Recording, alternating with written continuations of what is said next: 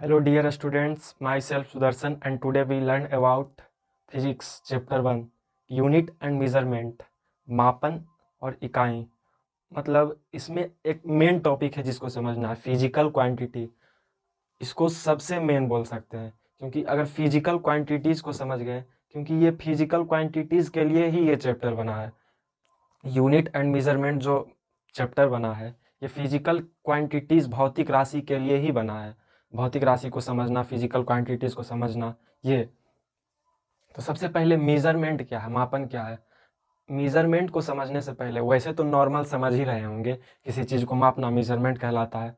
जैसे हम इसकी लंबाई माप सकते हैं, चौड़ाई माप सकते हैं, ऊंचाई माप सकते हैं, मेजर ही तो कर रहे हैं। बट दूसरा देखते हैं, फिजिकल क्वांटिटीज से देखते हैं। इस मेजरमेंट को डिफिनेशन से समझने के लिए पहले फिजिकल क्वांटिटीज समझना होगा। फिजिकल क्वांटिटीज क्या है? आप कुछ भी उठा लीजिए इस यूनिवर्स में, कुछ भी जिसको आप माप सकते हैं, आप उसको कितने तरीकों से माप सकते हैं, वो होता है फिजिकल क्वांटिटीज। मीन्स अगर मैं इस पेन की बात करूं तो इसमें हम क्या क्या माप सकते हैं, अभी तो पता है तब आप बता सकते हैं इसमें हम क्या क्या माप सकते हैं। इसमें लंबाई माप सकते हैं, चौड़ाई माप सकते हैं, मोटाई माप सकते हैं, इसका डेंसिटी माप सकते हैं, इसका द्रव्यमान भार निकाल सकते हैं, यही सब तो माप सकते हैं। तो यही सब तो है फिजिकल क्वांटिटीज, भौतिक राशि यही सब तो है। क्या द्रव्यमान हो गया भौतिक राशि, मास, लेंथ, ये सब भौतिक राशि तो ही है। डेंसिटी, ये सब भौतिक राशि है, physical quantities.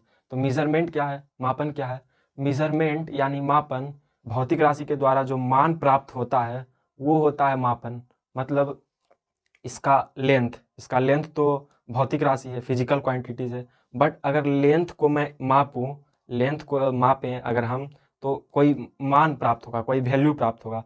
For example 32 centimetre like this. तो ये क्या हुआ, ये मेजरमेंट है। फिजिकल क्वांटिटीज भी तो समझ में आ गया होगा। डिफिनेशन को अभी रहने देते हैं, क्योंकि अगर फिजिकल क्वांटिटीज समझ गए हैं तो डेफिनेशन में कोई जान तो है नहीं, क्योंकि समझना ही तो मेन है। फिजिकल क्वांटिटीज़, कोई भी चीज़ को कितने तरीक़ों से माप सकते हैं, वो होता है फिजिकल क्वांटिटीज़।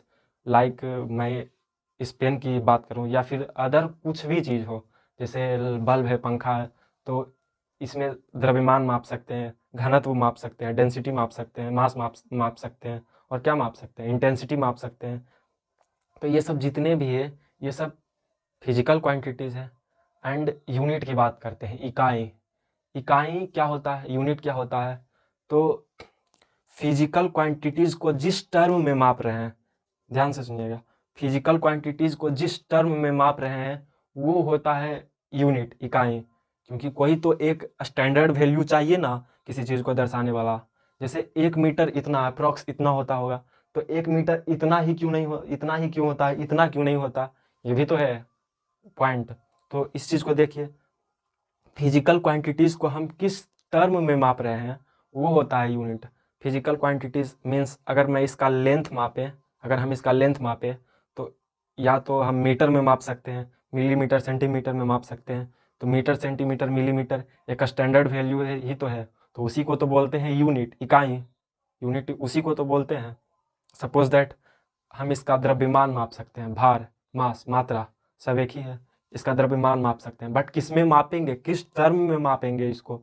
तो केजी में मापेंगे, ग्राम में मापेंगे, मिलीग्राम में मापेंगे। तो वही तो है यूनिट, इकाई। तो देखते हैं यूनिट एंड मेजरमेंट, तो फिजिकल क्वांटिटीज तो समझ ही गए होंगे। एंड फिजिकल क्वांटिटीज को 3 भागों में बांटा गया है: fundamental physical quantities, derived physical quantities, and third is supplementary physical quantities. इसको समझते हैं, फिजिकल क्वांटिटीज।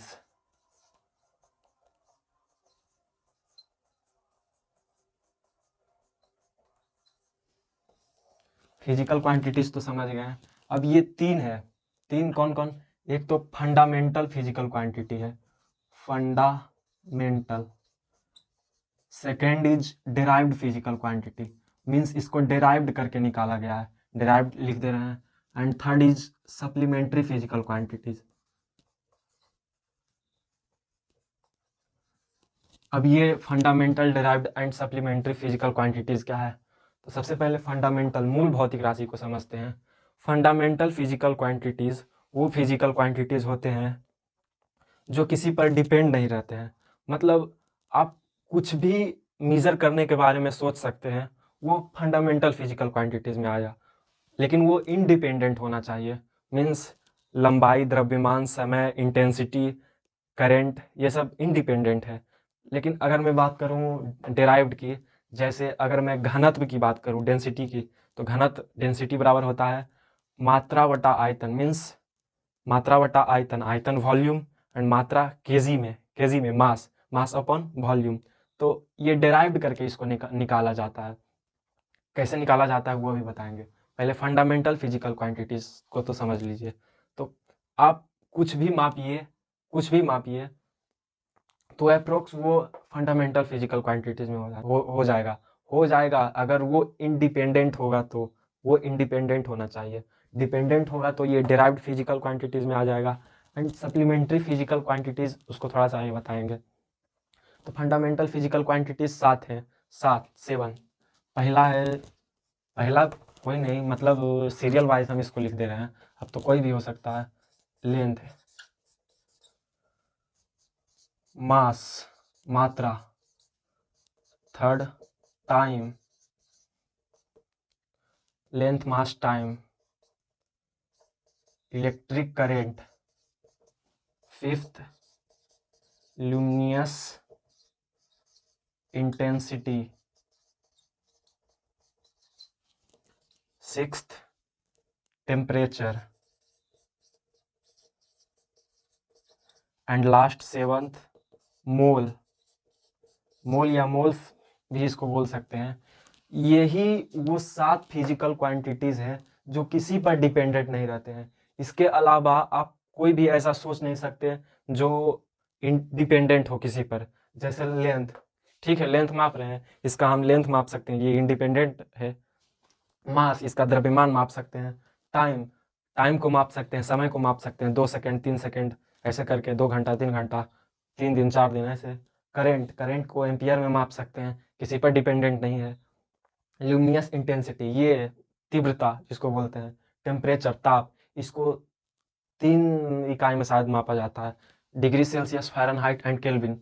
यहाँ पे एक पॉइंट है, टेम्परेचर को 3 यूनिट से मापा जाता है। वो तो लेंथ को भी बहुत सारे यूनिट से मापा जा सकता है, बट इसका एक स्टैंडर्ड ही, मतलब अलग अलग सेक्टर में अलग अलग होता है। जैसे अगर किसी को बुखार मापना है तो उसको फ़ारेनहाइट में मापता है, लेकिन केमिस्ट जो होते हैं उसको केल्विन में मापते हैं। केमिस्ट जो केमिस्ट्री में अधिकतर वैल्यू रहता है टेम्परेचर का, वो तो केल्विन में ही रहता है, या डिग्री सेल्सियस में हो सकता है। तो यहाँ पे डिग्री सेल्सियस होता है, केल्विन होता है, और सेकेंड थर्ड इज फ़ारेनहाइट होता है। डिग्री सेल्सियस और केल्विन में क्या रिलेशन है, तो 0 डिग्री सेल्सियस बराबर 273 केल्विन होता है। एंड अगर डिग्री सेल्सियस एंड फ़ारेनहाइट की बात करूँ तो CY5 is equal to F-32/9, ये होता है relation degree Celsius and Fahrenheit के बीच। ये डिग्री सेल्सियस है एंड ये फ़ारेनहाइट है। इसी से बॉडी का टेम्परेचर आता है 98 पॉइंट कुछ फ़ारेनहाइट, कुछ समथिंग आ सकता है। बॉडी का normal temperature like 37 degree Celsius होता है। अगर डिग्री सेल्सियस में हम बात करें तो 37 डिग्री सेल्सियस होता है। अगर उसको फ़ारेनहाइट में चेंज करेंगे तो यहीं से आ जाएगा CY5, यानी 37/5 F-32/9। अब एफ, यहाँ पे एफ यानी फ़ारेनहाइट में आएगा। 0 डिग्री सेल्सियस बराबर 273 केल्विन, 273 केल्विन, ये डिग्री सेल्सियस और केल्विन के बीच रिलेशन है। उसके बाद मोल्स की बात करें तो मोल्स तो फिजिक्स में है ही नहीं। मोल्स मतलब इसका एक अलग ही कॉन्सेप्ट हो जाता है। मोल्स मतलब क्या होता है, ओवर व्यू इसका बता देते हैं। देखने का नज़रिया, पॉइंट ऑफ व्यू, किस तरह से ये केमिस्ट्री में यूज होता है। जैसे अगर मैं एक पेयर की बात करूं, एक जोड़ा, तो उसमें तो 2 ही आ सकते हैं। अब 2 पेन भी आ सकता है, 2 बुक्स भी आ सकते हैं, 2 फ़ोन भी आ सकते हैं, 2 फैन भी आ सकते हैं, कुछ भी आ सकते हैं। अगर मैं 1 डज़न की बात करूं तो उसमें 12 केले आ सकते हैं, 12 किताब, 12 पेन, ऐसे करके आ सकते हैं। एंड अगर मैं 1 मोल की बात करूं, 1 मोल, तो 1 मोल में 6.023 इंटू 10⁻23 इतना आ सकता है। अब इतना एटम भी हो सकता है एंड मॉलिक्यूल भी हो सकता है। एटम भी हो सकता है, मॉलिक्यूल भी हो सकता है। मतलब 1 मोल में इतने एटम आ सकते हैं, 1 मोल में इतने मॉलिक्यूल भी आ सकते हैं। 1 मोल्स में यही होता है। जैसे 1 पेयर को कैसे हम बुक में भी कंपैरिजन कर सकते हैं, पेन में भी कंपैरिजन कर सकते हैं, तो वैसे ही 1 मोल में इतना एटम आ सकते हैं या इतना मॉलिक्यूल आ सकते हैं, दैट इज 1 मोल। ये बहुत बड़ा मान होता है, 6.022 करके बहुत आगे तक जाता है, जिस वजह से यहाँ पे पॉइंट के बाद 3 डिजिट तक ही वैलिड होता है, इसीलिए यहाँ पे 3 कर दिया जाता है। ये स्टैंडर्ड वैल्यू नहीं है, ये सर्किल ऑफ व्यू से देखा गया है, मतलब ये स्टैंडर्ड वैल्यू नहीं है, स्टैंडर्ड वैल्यू कुछ और है। 6.022 करके बहुत बड़ा मान आता है, तो 1 मोल मीन्स यही होता है, और ये केमिस्ट्री में ज़्यादा यूज होता है, फिजिक्स में तो ये है भी नहीं, थोड़ा सा बता दिए। और यही साथ है फंडामेंटल फिजिकल क्वांटिटीज़। एंड मैं अगर डिराइव्ड फिजिकल क्वांटिटीज़ की बात करूँ, तो ये फंडामेंटल फिजिकल क्वांटिटीज़ से ही डिराइव्ड फिजिकल क्वांटिटीज़ निकाला गया है, क्योंकि ये डिपेंडेंट है किस पर, फंडामेंटल फिजिकल क्वांटिटीज़ पर, और ये इंडिपेंडेंट है, मतलब यही साथ हो सकते हैं और कोई नहीं हो सकता फंडामेंटल फिजिकल क्वांटिटीज़ में, ये मूल भौतिक राशि है, मेन है। लेकिन अगर मैं बात करूँ डिराइव्ड फिजिकल क्वांटिटीज़ की, तो ये निकाला जाता है, किससे निकाला जाता है, इससे।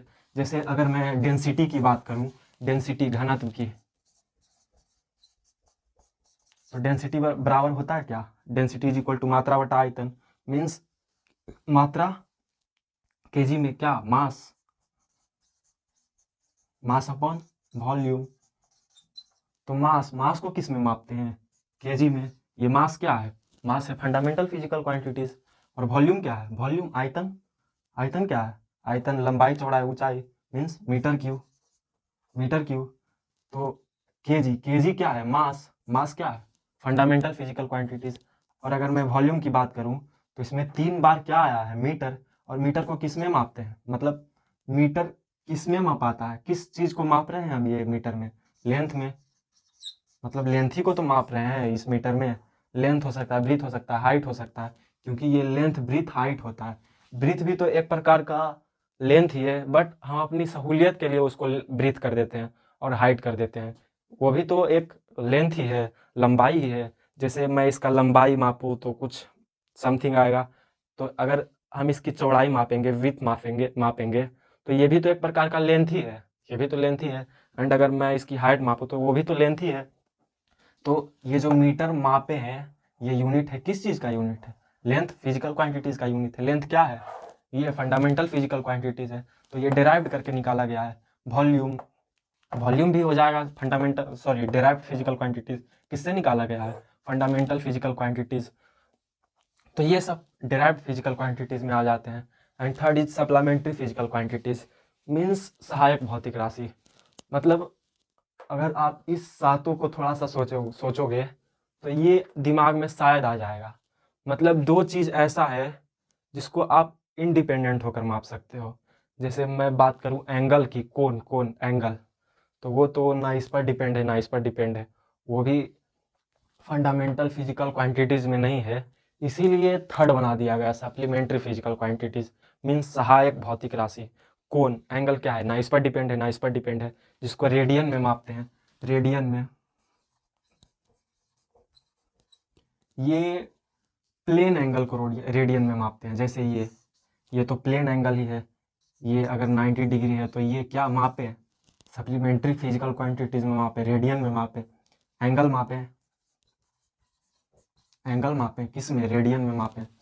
बट यहाँ पे एक और चीज़ होता है, घन कोण, जिसको सॉलिड एंगल बोलते हैं, मतलब 3 एक्सिस होना चाहिए। लाइक मैं कुछ इसकी बात करूँ, इसकी, तो इसमें लेंथ है, ब्रीथ भी है और हाइट भी है, बट जो यहाँ पे ये कोना पे कोण बन रहा है, ये कोना पे, ये सॉलिड है, सॉरी सॉलिड है, ये 2D नहीं है, ये 3D है। यहाँ पे जो कोण बन रहा है, इधर भी 90 और इधर भी 90 और इधर भी 90, ये 90 के बीच में जो कोना में कोण बन रहा है, एंगल बन रहा है, ये तो प्लेन एंगल में आएगा नहीं, क्योंकि ये ना प्लेन एंगल में आएगा, ये आएगा यहाँ पे, लेकिन ये तो लेंथ ब्रीथ हाइट से हो रहा बन रहा है, तो ये तो सॉलिड एंगल में चला जाएगा। इसमें जो 8 वर्टेक्स हैं, यहाँ पे 8 एंगल बन रहा है, 8 सॉलिड एंगल बन रहा है, तो यही स्टेरेडियन में इसको मापते हैं। स्टेरेडियन में किसको मापते हैं, सॉलिड एंगल को। और ये प्लेन एंगल है, प्लेन एंगल मीन्स ये 2D होगा और ये 3D होगा और ये 2D होगा, 2 डायमेंशन एंड 3 डायमेंशन। तो यही है fundamental derived, and the third is supplementary physical quantities.